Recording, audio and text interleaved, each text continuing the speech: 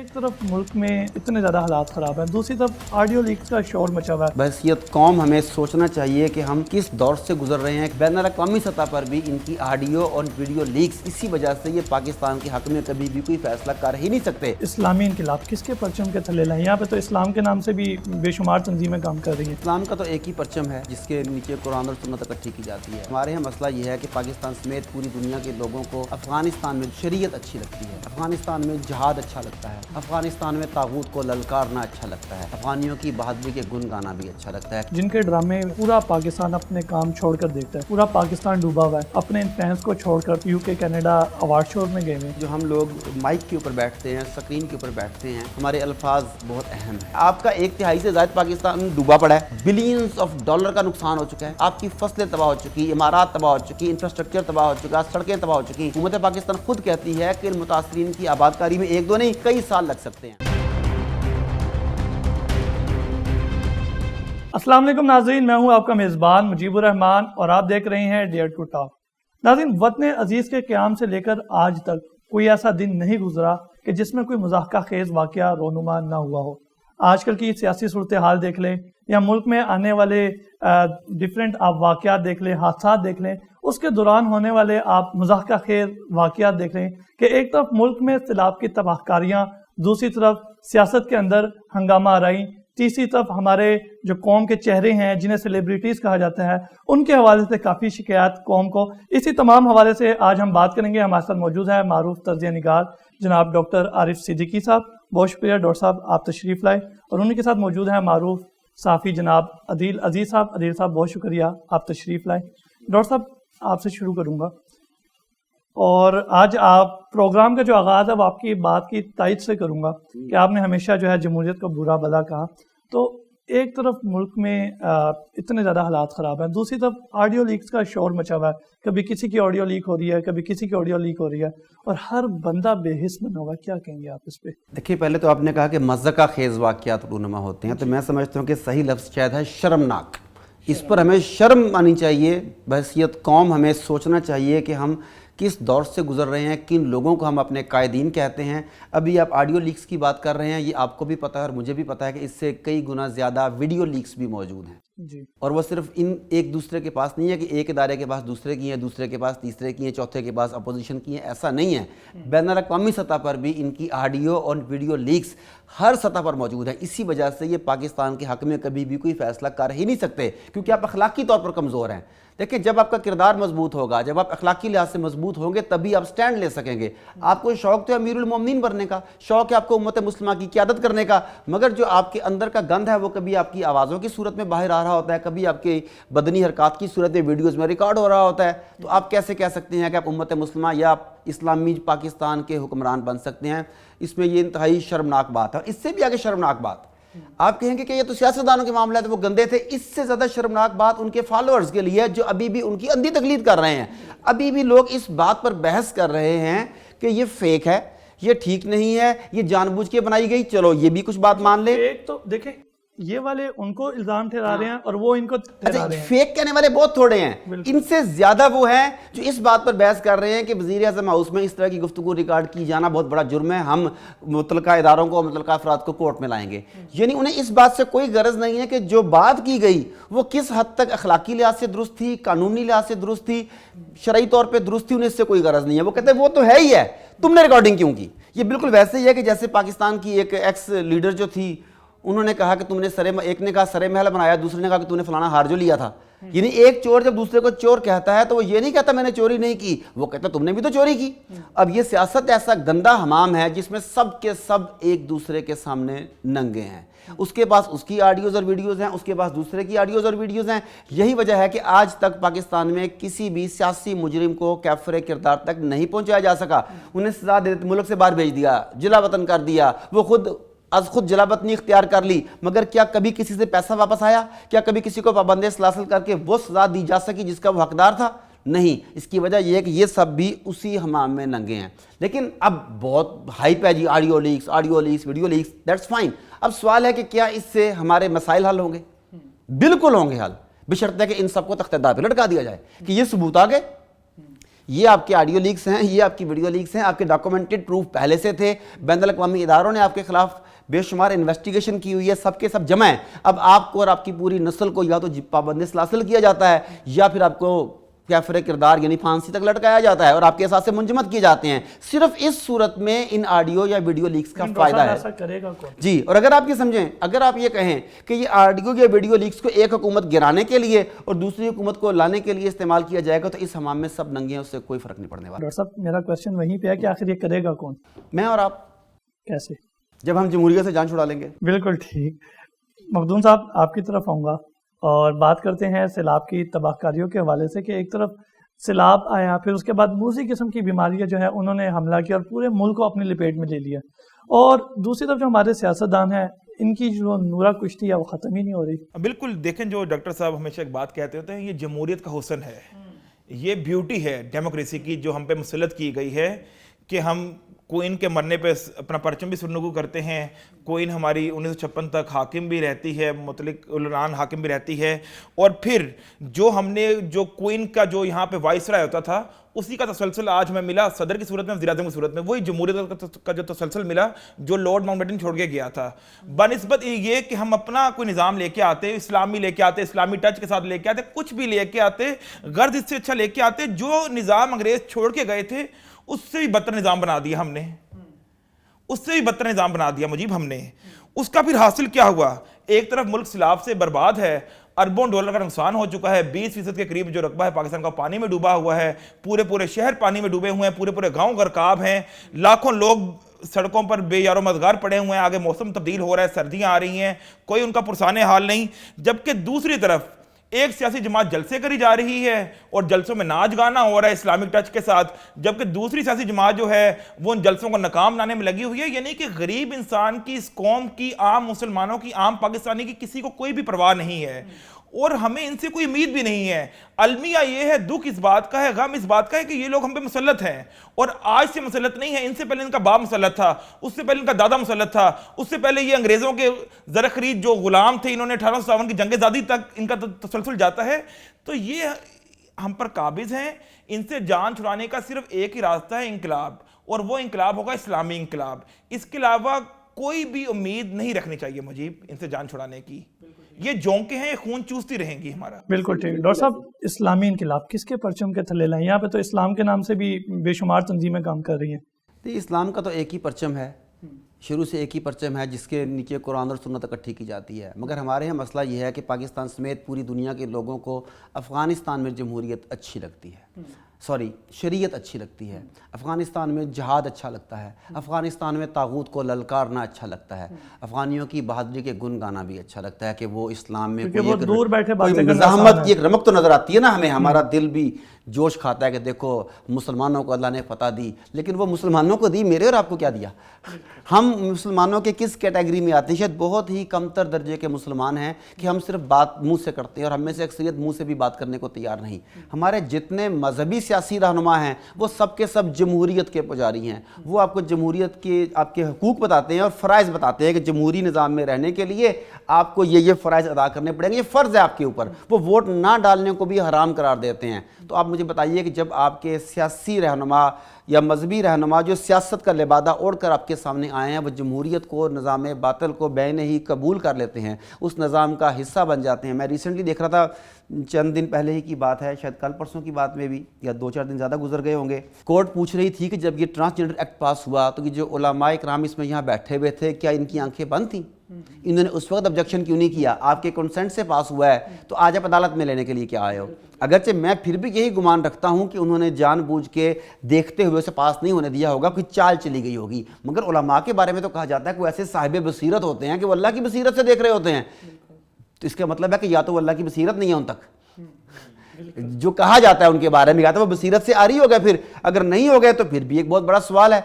تو اب ہم دیکھیں کہ ہم مسلک کے پیچھے جا رہے ہیں, فرقے کے پیچھے جا رہے ہیں, سیاسی جماعتوں کے پیچھے جا رہے ہیں. میری گدی کو خطرہ ہو گیا تو اسلام کو خطرہ ہو گیا, میری کرسی کو خطرہ ہو گیا تو جمہوریت کو خطرہ ہو گیا. کہ ہم ان لوگوں کو فالو کر رہے ہیں یا ہم ٹرو اسلامک اسپرٹ کو فالو کر رہے ہیں؟ بالکل ٹھیک. ڈاکٹر صاحب ہمارے ملک میں جنہیں سیلیبریٹی کہا جاتا ہے, جن کے ڈرامے پورا پاکستان اپنے کام چھوڑ کر دیکھتا ہے, جن سے ہزاروں نوجوان متاثر ہیں, جو خود کو انفلوئنسرز کہتے ہیں, اب مشکل وقت آیا, پورا پاکستان ڈوبا ہوا ہے, تو یہ اپنے ان فالوورز کو, اپنے ان فینس کو چھوڑ کر تو یو کے کینیڈا ایوارڈ شوز میں گئے ہوئے. مجیب, میں اکثر اوقات آپ کو کہتا ہوں کہ جو ہم لوگ مائک کے اوپر بیٹھتے ہیں, سکرین کے اوپر بیٹھتے ہیں, ہمارے الفاظ بہت اہم ہیں.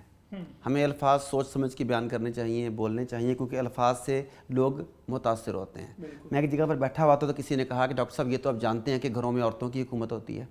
اب وہاں پہ جو 30-35 لوگ بیٹھے ہوئے تھے وہ سارے سر ہلا رہے تھے, تو میں نے فوراً کہا میرے بھائی کمزور گھروں میں عورتوں کی حکومت ہوتی ہے. اچھا, اگر میں اس وقت یہ بات نہ کرتا تو وہ تمام کے تمام لوگ اس بات کو حقیقت ثابتہ کے طور پر لے جاتے کہ ڈاکٹر صاحب گھروں میں تو عورتوں کی حکومت ہوتی ہے, اصول ہو گیا, میں نے اس اصول کو توڑ دیا. تو ہمیں یہاں پر محتاط رہنا چاہیے. آپ نے کہا کہ یہ سیلیبریٹیز جنہیں کہا جاتا ہے, سارا پاکستان ان کے ڈرامے اپنے سارے کام کاج چھوڑ کے دیکھتا ہے. تو میں تو یہ کہوں کہ سارا پاکستان یا عوام اپنے کام چھوڑ کر ان کے ڈرامے نہیں دیکھتی. جو تماش بین حضرات ہیں وہ تماش بینی کرنے کے لیے اپنے کام کاج چھوڑ کر ان کے ٹھمکے دیکھنے کے لیے, ان کی وہ کیا اسے لپسنگ کہتے ہیں جو ساتھ ملا کے کر رہے ہوتے ہیں, وہ کرنے کے لیے بیٹھتے ہیں. ہاں, تو سارا پاکستان اس کے لیے نہیں بیٹھتا. دس از نمبر 1. اب المیہ یہ ہے کہ ہمارے ینگسٹرز جو ہیں وہ زیادہ تر یہی چیزیں پسند کرتے ہیں. المیہ یہ ہے کہ ہمارے ادھیڑ عمر کے حضرات کو بھی جو اسٹیمولس چاہیے ہوتا ہے, اب وہ ویاگرا کی بجائے اسے استعمال کرتے ہیں کہ وہ ویڈیو وغیرہ دیکھ لیتے ہیں اس کے ساتھ. اب انہیں کہا جا رہا ہے انفلوئنسر. آپ کے پرانے پرائم منسٹر صاحب خان صاحب بھی انفلوئنسرز کو بلاتے تھے پرائم منسٹر ہاؤس میں کہ میرے لیے کمپین چلاؤ, اور آپ کے موجودہ پرائم منسٹر بھی ان انفلوئنسرز کو بلاتے ہیں. مزے کی بات ہے ان میں سے کسی نے کسی ایجوکیشنسٹ کو نہیں بلایا, ان میں سے کسی ریفارمر کو نہیں بلایا, ان میں سے کسی نے کسی سماجی یا فلاحی تنظیم کے بہت بڑے ہیڈ کو نہیں بلایا کہ تم نے بغیر وسائل کے, بغیر حکومتی سرپرستی کے لاکھوں لوگوں تک یہ چیز کیسے پہنچا دی, تم بتاؤ کہ میں اپنا پیغام کیسے پہنچاؤں. انہوں نے ان مراسیوں کو, ان بھانڈوں کو بلایا جنہیں یہ انفلوئنسرز کہتے ہیں. اب اس کا مطلب یہ ہوا کہ جو حکمران طبقہ ہے شاید وہ بھی انہی کی بریڈ سے تعلق رکھتا ہے, میں بھی, کیونکہ لائک اٹریکٹس لائک. اگر میں کسی کو بلاؤں گا تو ایجوکیشنسٹ ہوگا, وہ ریفارمر ہوگا, وہ ٹرینر ہوگا, وہ مصنف ہوگا جو سوسائٹی کی بہتری میں اپنا حصہ ڈال سکے. اور جو آدمی ان لوگوں کو بلائے گا, مراسیوں کو, بھانڈوں کو, طوائفوں کو, آپ سمجھ سکتے ہیں کہ اس کا انٹرسٹ کس طرف ہوگا. اب آپ کا کہنا بالکل بجا ہے کہ لوگ تو ایک طرح سے ان کے دیوانے ہیں, کچھ تو ان کی پوجا کی حد تک ان کے پیچھے بھاگ رہے ہوتے ہیں. آپ کا 1/3 سے زائد پاکستان ڈوبا پڑا ہے, بلینز آف ڈالر کا نقصان ہو چکا ہے, آپ کی فصلیں تباہ ہو چکی, عمارات تباہ ہو چکی, انفراسٹرکچر تباہ ہو چکا, سڑکیں تباہ ہو چکی. بلوچستان کے لیے جو ہوائی سروس بھی اب پتہ نہیں کتنے دنوں کے بعد اوپن ہو رہی ہے, ڈاک سروس میں داخل ہے کئی ہفتوں کے بعد اوپن ہوئی. مجھے وہاں پارسل بھیجنا تھا تو مجھے کئی ہفتے ویٹ کرنا پڑا اس کے لیے.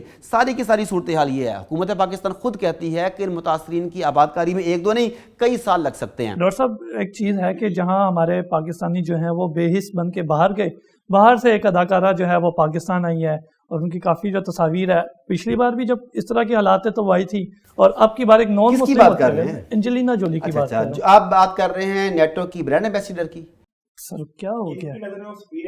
ہاں دیکھیں, ابھی بھی آپ نے یہ تو کہا کہ انجلینا جولی جو ہیں پاکستان آئی ہیں اور آپ کی آنکھوں میں چمک آئی ہے اس کا نام لیتے ہوئے, لیکن ترک ڈرامے ارطغرل کے کردار بھی پاکستان آئے ہوئے تھے, آپ کو وہ نظر نہیں آئے. کمال کی بات ہے. ویسے سر دونوں کے کام میں فرق ہے نا, جب وہ پاکستان آئے تھے وہ پیسے لے کر آئے تھے صرف چند لوگوں کا مہمان بننے کے لیے. یہ یہاں پہ سیلاب سے جو متاثرین لوگ ہیں وہ کن کے پیسے لے کے آئے تھے؟ یہاں پہ لوگوں نے پے کر کے بلایا تھا. نہ وہاں سے ترکی سے امدادی ٹرینیں باقاعدہ پہنچ رہی ہیں, پوری ٹرین, یعنی کہ ایک جہاز بھی تھوڑا سامان آتا ہے, پوری ٹرینیں بھر کے آ رہی ہیں, اور وہ لوگ جو پہنچے ہیں وہاں پہ وہ اپنے کاندھوں پر بوریاں اٹھا کر اناج کی آگے لے کر جا رہے ہیں. لیکن میڈیا ایسی بتاتا ہے جیسا کہ آپ نے کہا. تو آپ جس ہالی ووڈ کی اداکارہ انجلینا جولی کی بات کر رہے ہیں, اگر آپ پہلے اس کا فیملی بیک گراؤنڈ دیکھیں تو اس کا باپ کٹر صہیونی اسرائیلی ریاست کا شدت سے حامی تھا. وہی چیزیں, وہی خیالات, وہی تھاٹس, وہی مشن اس نے اپنی بیٹی انجلینا جولی کو دیا. جب یہ سیلاب کے موقع پر پاکستان آئے, جب یہ زلزلے کے موقع پر پاکستان آئے, تو یہ کس لیے آتی ہے؟ For a very good photo shoot. کیونکہ جو سامراجی طبقہ ہے جب آپ کے اوپر ظلم و ستم کرتا ہے تو مرہم رکھنے کے لیے کسی شگفتہ چہرے کی بھی ضرورت ہوتی ہے تاکہ آپ کو درد کا احساس تھوڑا کم ہو. یہ صلیبیوں کی, صہیونیوں کی برانڈنگ کرتی ہے. نیٹو کی برانڈنگ آفیسر ہے. افغانستان پر جب بمبنگ کی گئی, تھاؤزنڈز آف پیپل مارے گئے, بچے بھی اس میں شہید ہوئے, تو اس وقت یہ کہتی ہے کہ عورتوں کے حقوق کے لیے ایسا کرنا ضروری تھا. یہ اس وقت اسے عورتوں کے حقوق نظر آ رہے ہوتے ہیں. عراق میں جو کچھ ہو رہا ہے یہ اس کی تائید کرتی رہی ہے ساری کی ساری. تو یہ ان کی برانڈ آفیسر ہے. جب ایسی جگہوں پر جاتی ہے, امدادی سرگرمیوں میں حصہ لیتی ہے. کیوں؟ تاکہ یورپی ممالک کا, صلیبی ممالک کا سافٹ امیج لا سکے اور آپ کو اپنے لوگوں کو اپنے رول ماڈلز کو مطعون کرنے کا, برا بلا کہنے کا موقع مل سکے, تاکہ آپ کہہ سکیں. تو کسی شکل میں تو امداد تو آ رہی ہے نا, ہمارے والے تو وہ بھی نہیں دے رہے. نہیں, امداد کا کیا امداد لے کے آئی ہے؟ سر آپ کے سامنے ہی ہے, مجھے کتنا کام کر رہی ہے. مجھے نہیں پتا کیا امداد لے کے آئی ہے. سر بے شمار امداد وہ لے کر آئی کیا ہے, مجھے نہیں پتا نا. میں نے آپ کو بتایا ترکی سے ٹرینوں کی ٹرینیں بھر کے آ رہی ہے, میں نے بتایا. وہ آپ نے کہا نہیں ہوتے پیسے لے کے آئے نے, ان کا تو آپ نے یہ کہہ دیا. اب میں اس کا پوچھ رہا ہوں کہ یہ کیا لے کے آئی ہے, تو آپ کہتے بس لے کے آئی ہے. کیا لے کے آئی ہے؟ بس سر آپ کو پتا لے کے بھی, اگر مجھے پتا ہوتا تو میں کیوں کہتا. اپنا شگفتہ چہرہ لے کے آئی ہے اس سیلاب زدگان. اچھا, وہ شگفتہ چہرہ بھی کیمرے کی سکرین پر اچھا لگتا ہے, یہ بعد میں اپنے کیمرہ مین سے پوچھیں گے وہ کیسے اچھا لگتا ہے. حقیقی زندگی میں انتہائی مکروہ چہرے ہوتے ہیں. وہ جو ہمارے بھی ایک صاحب نے کہا تھا نا کہ لائٹنگ ٹھیک ہونی چاہیے, تو وہ خاص لائٹنگ میں فوٹوگرافی ہوتی ہے, اس لائٹنگ کے بغیر وہ فوٹو شوٹ بھی نہیں کرنے دیتی. آپ دیکھیں جہاں جہاں پہ فوٹو شوٹ ہوئے ہیں, جہاں جہاں پہ اس نے کسی ننگ دھڑنگ بچے کو گود میں اٹھایا ہوا ہے, کسی زخمی کو پڑھایا ہوا ہے, وہاں کی لائٹنگ کیسی تھی ویسے؟ تو یہ کیسی اچھی تھی. ہم کہیں پر جاتے ہیں تو ہمیں تو ایک تصویر بنانے کے لیے کبھی سورج آنکھیں نہیں کھولنے دے رہا ہوتا, کبھی سایہ پڑ رہا ہوتا ہے, کبھی منہ کالا آ رہا ہوتا ہے, اور اس کے لیے ہر دفعہ اتنی زبردست لائٹنگ کا انتظام کیسے ہو گیا سیلاب زدہ علاقوں میں؟ مجھے آپ ہی بتائیے. بالکل ٹھیک. مخدوم صاحب کیا کہیں گے آپ اس پر؟ پہلے تو مجیب آپ نے کہا کہ ہزاروں نوجوان متاثر ہیں ان سے, تو ان نوجوانوں میں آپ بھی شامل ہیں, آپ بھی ان سے متاثر ہیں. یہ جو سیلیبریٹیز ہیں جو کینیڈا گئے ہوئے تھے ایوارڈ شو کے لیے, ان سے آپ بھی متاثر ہیں, آپ بھی ڈرامے دیکھتے ہیں, رسی ہیں ڈرامے دیکھنے کے. دوسری بات سر میں بالکل بھی, میں اس بات کی نفی کروں گا, میں بالکل بھی ڈرامے نہیں دیکھتا. چلیں آپ لیکن متاثر ہیں, آپ جیسے نوجوان متاثر ہوتے ہیں, جن کی آنکھیں اس طرح بڑی بڑی ہوتی ہیں, جو پیارے پیارے نوجوان ہوتے ہیں, وہ ان سے متاثر ہوتے ہیں, وہ آپ دیکھ رہے ہوتے ہیں, کل کو ہم بھی ان کی جگہ آئیں گے. دوسری بات, ڈاکٹر صاحب سے میں تھوڑا سا اختلاف کروں گا اس بارے میں کہ پہلے ایک وقت تھا, ایک کلیشے تھا کہ بازار حسن کی عورتیں پاکستان انڈسٹری میں آتی تھیں اور راج کرتی تھیں, اور کئی اس میں نام ہے, بے شمار نام ہے جو اون بھی کرتے ہیں, ان کا نام لینے کا فائدہ نہیں ہے.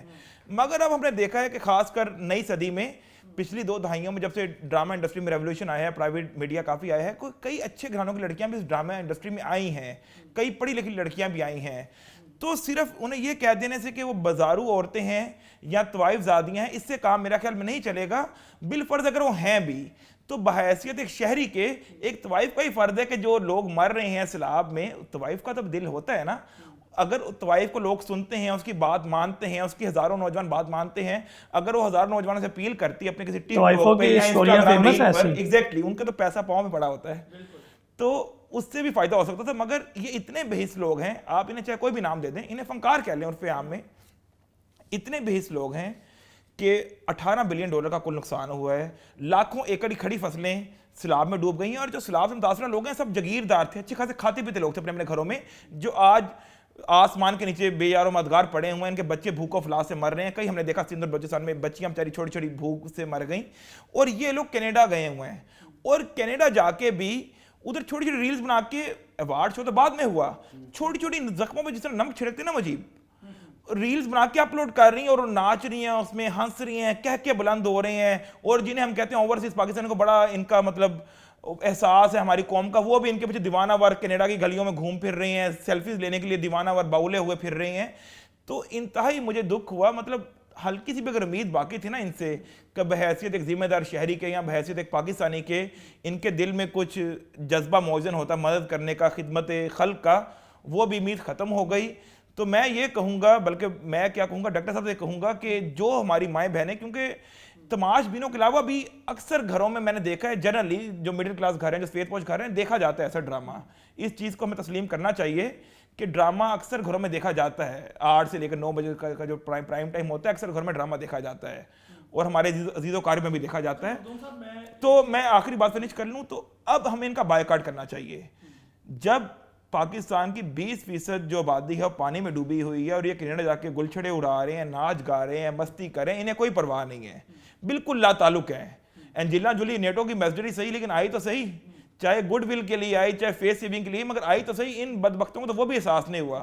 تو ان کا ٹوٹلی بائیکاٹ ہونا چاہیے, اور میں کہوں گا اگر ڈاکٹر صاحب متفق ہوں تو ڈاکٹر صاحب اپنی زبان مبارک سے کہہ دیں کہ ان کا بائیکاٹ. میں بیچ میں ایک کویشچن ایڈ کرنا چاہوں گا, پھر میں چاہوں گا کہ ڈاکٹر صاحب بھی جواب دیں, آپ بھی جواب دیں, کہ پورے پاکستان سمیت, کیونکہ میں نے تو جو پبلک کے کویشچن ہیں وہ آپ کے سامنے رکھنے ہوتے ہیں, سب نے سیلیبریٹیز کو تنقید کا نشانہ بنایا, ڈاکٹر صاحب نے بھی بنایا, آپ نے بھی بنایا, جس نے وہ شو منعقد کروایا, جس چینل نے کروایا, اس کا کسی نے کوئی ذکر نہیں کیا. اگر اس موقع پر وہ چینل وہ شو نہ منعقد کرواتی, اس پہ ہونے والا خرچہ اگر سلام متاثرین کو دے دیتی, تو کیا یہ بہتر نہ ہوتا؟ جی ہم ٹی وی کا نام بھی لینا کہ وہ ہم ٹی وی تھا, ماہرہ خان ہے, ہانیہ عامر ہے, احمد علی بٹ ہے, اور نہ جانے کون کون سے وہ گرہن لگے ستارے ہیں جو خود کو ستارے کہتے ہیں, اور ہم ٹی وی اس ایجنڈے کو پروموٹ کر رہا ہے. اگر آپ ہم ٹی وی کے پروگرامز دیکھیں تو اس میں جو لبرلزم کی آپ کو جلغار نظر آتی ہے, اس میں آپ کو LGBT کا جھکاؤ نظر آتا ہے, اس میں کئی دفعہ آپ کو بتوں کی مورتیاں پیچھے نظر آتی ہیں. جو ثقافتی جنگ میں یہ باقاعدہ دشمن کا آلہ کار بن کے شاید کام کر رہا ہے, آپ کو اس میں نظر آتا ہے. تو میرا خیال ہے کہ عوام اب اتنی بچی نہیں ہے کہ انہیں یہ نہیں پتا کہ کیا دکھایا جا رہا ہے. وہ اپنی آنکھیں یہ کہہ کے بند کر لیں کہ یہ ڈرامے کی حد تک ہے. انڈیا میں ایسے ڈرامے کیوں نہیں دکھائے جاتے جہاں پہ پاکستان کا کلچر دکھایا جائے, جہاں پہ اسلام کا کلچر دکھایا جائے, جہاں پہ پردے کا کلچر دکھایا جائے؟ وہاں پہ تو نہیں دکھایا جا رہا. اس کا مطلب ہے کہ آپ کے یہ ٹی وی چینلز ان کے اعلی کار بن کے کام کر رہے ہیں. اور جیسا کہ مخدوم صاحب نے کہا, ہمیں بحیثیت قوم ان کا اس طرح سے بائیکاٹ کرنا چاہیے کہ ان کی وہ ریٹنگ, ان کی TRP سب کی سب بالکل سڑک پر آ جائے. بالکل ٹھیک. مخدوم صاحب, اس بارے میں آپ کیا کہیں گے کہ کسی ایک بندے نے بھی چینل کے بارے میں کچھ نہیں کہا جنہوں نے پورا شو آرگنائز کروایا؟ بات کرتی بھی نہیں ہے. جیسے ایاز میر کی جو بہو قتل ہوئی تو اس کا نور مقدم کی طرح کیس ہائی لائٹ نہیں ہوا. اس طرح وہ تو ایک صحافی ہے, سینئر صحافی کہہ لیں اسے, یہ تو پورا ایک میڈیا ٹائکون ہے, 5 سے 6 چینل چلا رہا ہے میڈیا انڈسٹری, تو کون بات کرے گا ان کے خلاف؟ آپ کو ان سے کیا ڈر ہے؟ مجھے تو ان سے کوئی ڈر نہیں ہے. دیکھیں, ہم جب ایوارڈ کا بات کرتے ہیں تو ایوارڈز ہم ٹی وی نے منعقد کیے, اور ان ایوارڈز کی ویلیو بھی زیرو تھی. یہاں تو ہوتا ہے نا آسکر کے لیول کے یا گریمی ایوارڈز ہوتے ہیں جن کو ایک انٹرنیشنلی ایکلیمڈ ہیں. یہ تو ایئر وے کے ایوارڈز علیحدہ ہوتے ہیں, میں ایک ایک نام لے لیتا ہوں. جیو کے ایوارڈز علیحدہ ہوتے ہیں, ہم کے ایوارڈز علیحدہ ہوتے ہیں, ہر چینل کے اپنے ایوارڈز ہوتے ہیں. یہ نہیں کہ ایک چھوٹے سے گروپ کے ایوارڈز تھے, اپنے ڈرامے لگتے ہیں 8-10 جو سال میں نشر ہوتے ہیں, انہی میں سے کسی کو best actor, best actress, best supporting role, best negative role کا ایوارڈ دے دیا. تو انتہائی گھٹیا حرکت کی ہے مجیب انہوں نے. بالکل ٹھیک. ڈاکٹر صاحب, بے حس سیاسی قیادت, بے بس اور لاچار عوام, اور اگر اس صورتحال میں خلافت کی طرف پیش رفت کی جائے تو کیا عوام اسے قبول کرے گی؟ بہترین سوال اور انتہائی خطرناک سوال. بہترین اس لیے کہ اس وقت اس ٹاپک پر بات کرنے کی, کھل کے بات کرنے کی, ڈیبیٹ کرنے کی, عوام کے ذہنوں کو نئے شعور, نئی روشنی سے بھرنے کی ضرورت ہے. خطرناک اس لیے کہ اس وقت خلافت کی بات کرنے والا دہشت گرد سمجھا جاتا ہے. جمہوریت کی مخالفت کرنا ایسا ہی ہے جیسے آپ کسی آفاقی مذہب کی مخالفت کر رہے ہوں. جمہوریت کو آپ کو پتہ ہے کہ B-52 بمبار طیاروں کے ذریعے, ڈرون حملوں کے ذریعے, ایٹم بم کے ذریعے نافذ کرنے کا حق ہے, مگر دین اسلام کی بات آپ خالی چاقو چھری یا کلاشنکوف سے بھی کریں تو آپ دہشت گرد قرار پاتے ہیں. اس ملک میں ہو کیا رہا ہے؟ عوام لاچار ہیں, بچے بھوک سے مر رہے ہیں, بوڑھوں کو دوائیاں نہیں مل رہی, عورتیں اٹھائی جا رہی ہیں. ملک کبھی آمریت کے چکر میں اور کبھی جمہوریت کے چکر میں مسلسل پس رہا ہے. وہ ایک چکی ہے جس کے اندر عوام کو پیسا جا رہا ہے. بزرگوں کو رسپیکٹ نہیں مل رہی, عورتوں کو رسپیکٹ نہیں مل رہی, بچے آپ کے غیر محفوظ ہیں. تو اس سے بہتر وقت کیا ہو سکتا ہے کہ لوگ واپس اپنی بنیاد کی طرف جائیں. خلافت کا مطلب ہے اللہ کی زمین, اللہ کا نظام. آپ اسے نام خلافت کا نہیں دینا چاہتے, نہ دے دیں. آپ اسے نام دینا چاہتے ہیں بادشاہت کا, آمریت کا, جمہوریت کا, آپ جو مرضی اسے نام دے دیں, مگر بیسک فلسفہ کیا ہے؟ اللہ کی زمین, اللہ کا نظام. تو جب اللہ کی زمین, اللہ کا نظام ہوگی تو آپ کی پارلیمنٹ شورا کہلائے گی. وہ اللہ کے قانون کے اوپر یہ بحث نہیں کرے گی کہ یہ لاگو کرنا ہے کہ نہیں کرنا, وہ یہ بحث کرے گی اسے کیسے لاگو کرنا ہے, اس کی امپلیمنٹیشن کے سٹیپس بنائے جائیں, وہ اس کے اوپر بات کرے گی. تو میرا یہ خیال ہے کہ اس وقت مذہبی جماعتیں تو پتہ نہیں کب یہ تحریک چلائیں. مجھے, آپ کو میڈیا چینلز کے ذریعے, مائک اور کیمرے کے ذریعے, اپنے قلم کے ذریعے تحریک اٹھانی چاہیے. جہاں جہاں ہم پروگرام کرنے کے لیے جائیں, جو ہماری گیٹ ٹوگیدرز ہوتی ہیں, جہاں ہماری میٹنگز ہوتی ہیں, ہم انہیں بتائیں, بہت اہم بات بتائیں جہاں جو نہیں بتائی جاتی, کہ جمہوری نظام میں پارلیمنٹ اللہ تعالیٰ سے سپیریئر ہے. پارلیمنٹیرین جمہوری نظام میں اللہ تعالیٰ سے سپیریئر. اندازہ کریں کہ زرداری صاحب, شہباز شریف صاحب, عمران خان صاحب اپنی انفرادی حیثیت میں بھی, شیخ رشید صاحب بھی, یہ اپنی انفرادی حیثیت میں جمہوری نظم کے مطابق اللہ تعالیٰ سے سپیریئر ہیں. آپ کہیں گے یہ کیسے؟ بھئی سیدھی سی بات ہے کہ ان کے سامنے اللہ کا قانون پیش کیا جاتا ہے کہ بھئی تم بتاؤ کہ یہ قانون ٹھیک ہے کہ نہیں, اسے لگانا ہے کہ نہیں لگانا, اور یہ بندے بیٹھ کے فیصلہ کرتے ہیں کہ اللہ کا قانون اس قابل ہے کہ نہیں کہ اسے رائج کیا جائے. اس ڈیفینیشن کے مطابق یہ پکچر جو میں نے آپ کے سامنے پینٹ کی ہے, مجھے بتائیے بندے سپیریئر ہیں کہ اللہ سپیریئر ہے؟ استغفر اللہ. جمہوریت تو یہ کہتی ہے. تو دس از دا ٹائم کہ ہم انہیں اس جمہوری وسوسے سے باہر نکالیں. یہ ایک ڈکائے ہے. جب شکاری شکار کرتے ہیں نا تو وہ ایک دھوکے کا جال بچھاتے ہیں, وہ پلاسٹک کی ربڑ کی مرغابیاں سی پانی میں ڈال دیتے ہیں, مرغابیاں سمجھتی ہیں کہ ہم جنس یہاں موجود ہیں, یہ سیف ہوگا, وہ وہاں پر آتی ہیں تو وہ سب کے سب شکاری ان پہ قبضہ پار لیتے ہیں, اسے ڈکائے بولتے ہیں. تو جمہوریت, ڈیموکریسی از اے ڈکائے جس کے ذریعے مسلمانوں کا شکار کیا جا رہا ہے. بالکل.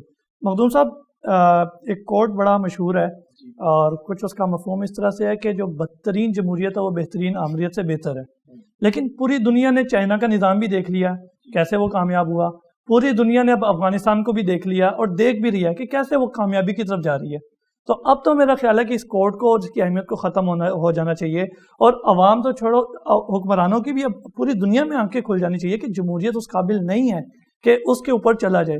تو کیا یہ بہترین وقت نہیں ہے خلافت کے لیے؟ جی پہلے تو مجیب میں آپ کو خراج تحسین پیش کروں گا کہ جو آپ نے سوال میں لفظ خلافت کا استعمال کیا نا, باخدا آج کل بڑے بڑے علماء کرام ہم نے دیکھا ہے کہ وہ لفظ خلافت کا استعمال کرتے ہوئے ہچکچاتے ہیں. اس کی جگہ وہ نظام رسول, نظام خلفائے راشدین, اسلامی نظام, نظام اسلامی, اللہ کا نظام, اللہ کے زمین, اس طرح کے الفاظ یوز کرتے ہیں, مگر خلافت کا لفظ وہ استعمال نہیں کرتے, کیونکہ خلافت کے لفظ کو دہشت گردی سے جوڑ دیا گیا ہے.